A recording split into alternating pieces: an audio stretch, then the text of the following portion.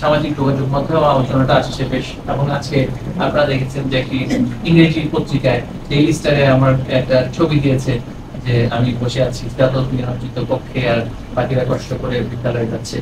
আমাদের প্রান্তিক জনগণের কথা যেন তারা ভাবে, প্রান্তিক অভিভাবকের কথা ভাবে। শুধুমাত্র সমৃদ্ধশালী প্রভাবশালী রাজধানী কেন্দ্রিক অভিভাবক তাদের কথা ভাবলেই শুধু হবে না, সামাজিক যোগাযোগ মাধ্যমের কথা শুনেই আমরা আসলে সরকার পরিচালনা করাটা আমাদের জন্য যথাযথ নয়। আর সেখানকার বাবা মারা কি বলছেন, তাদের তো একটা নির্দিষ্ট সময়ে তাদের সন্তানরা কিন্তু কৃষিকাজেও যুক্ত থাকে, তো সেক্ষেত্রে তারা তো সেটা থেকে বিচ্যুত হচ্ছেন যদি বিদ্যালয়ে যাওয়ার সুযোগ না পান। সিলেটে আমার সন্তানদের আছে কি দোষ করেছে, আজকে সিলেটে কিন্তু এই মুহূর্তে বৃষ্টি হচ্ছে, সেখানে কেন তারা শিক্ষা কার্যক্রম থেকে বিরত থাকবে? সবকিছু যদি রাজধানী কেন্দ্রিক হয়ে যায়, সবকিছু যদি প্রভাবশালীদের নেতৃত্বে হয়, তাহলে তো শিক্ষাটা সকলের জন্য সমান সুযোগ নিশ্চিত করাটা আমাদের পক্ষে সম্ভব হবে।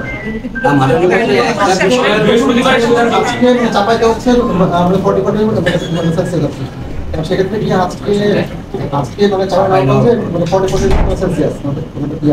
তাপমাত্রা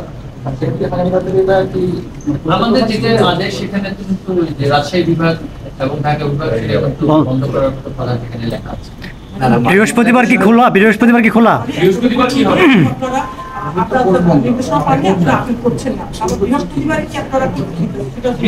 যেহেতু এখানে আলোচনাটা যেহেতু এসেছে যে আদালতের নির্দেশনা এসেছে, আমি আবারও বলছি এখানে আমাদের কোনো মন্তব্য করাটা আমাদের জন্য কঠিন, সুতরাং মন্তব্য আমরা এখানে করছি না।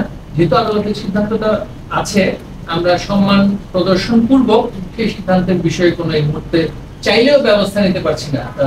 আমরা চেম্বার আদালতে যাওয়ার তো সুযোগ নেই, তাই আমরা এই বিষয়ে কোনো মন্তব্য। বৃহস্পতিবার খোলা? বৃহস্পতিবার খোলা? সেটা হচ্ছে যে আদালত তো বলেছে বৃহস্পতিবার দিন পর্যন্ত স্কুল বন্ধ থাকবে।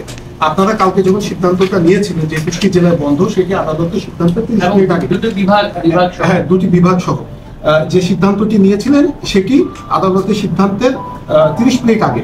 তো এখন সেই সিদ্ধান্ত অনুযায়ী আজকে বন্ধ ছিল, কালকের মে দিবসের বন্ধ।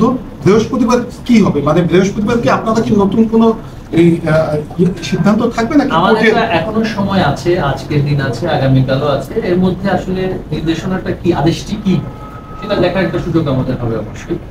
এবং আমরা আবারও আমাদের আইন কর্মকর্তা যারা আছেন এবং ইঞ্জিনিয়ার মহোদয় আছেন তাদের সাথে কথা বলে আমরা সিদ্ধান্ত নেব। যদি কোনো আদেশের কপি আমাদের হাতে না আসে, সুমোটো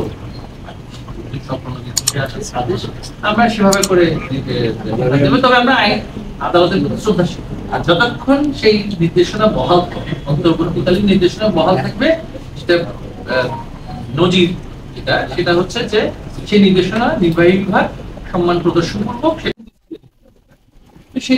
সেটাকে মাথায়, তখন কিন্তু আমার ঢাকা শহরের শিক্ষার্থীদের কোনো অসুবিধা হবে না।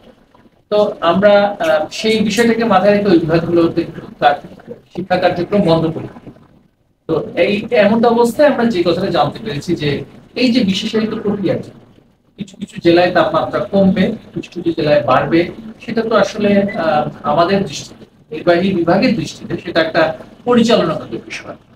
এবং এই যেহেতু একটা পরিচালনাগত বিষয়, এখানে অনেকেই সম্পৃক্ত, শিক্ষকগণ সম্পৃক্ত, সংশ্লিষ্ট অনেকেই সম্পৃক্ত। এখন আমরা যদি একটা নির্দেশনা এভাবে করে স্বপ্রণোদিত নির্দেশনা আমরা যদি পেয়ে থাকি, তাহলে সেটা আমাদের জন্য অত্যন্ত পরিচালনাগত বিষয়, সেটা অনেক কঠিন হয়ে দাঁড়ায় পরিচালনার বিষয়।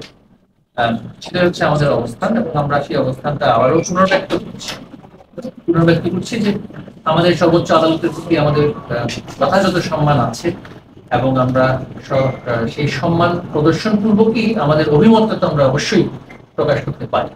সেই অভিমতটা হচ্ছে নির্বাহী বিভাগে, যেটা একান্তই নির্বাহী এখতিয়ার, এবং সেই ক্ষেত্রে কিন্তু আমরা যে সকল জেলায় যে বিদ্যালয় খোলা থাকবে বা থাকবে না এইভাবে করে কিন্তু আমরা সিদ্ধান্তটা নিই।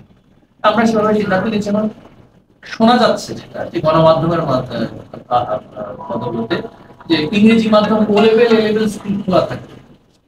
তো ইংরেজি মাধ্যম ও লেভেল এ লেভেল স্কুল, সেখানে প্রভাবশালী বা ধনশালী ব্যক্তিরা, সমৃদ্ধশালী ব্যক্তিরা তাদের সন্তানদেরকে পড়াশোনা করতে পাঠান, তাদের স্কুলগুলো খোলা থাকবে।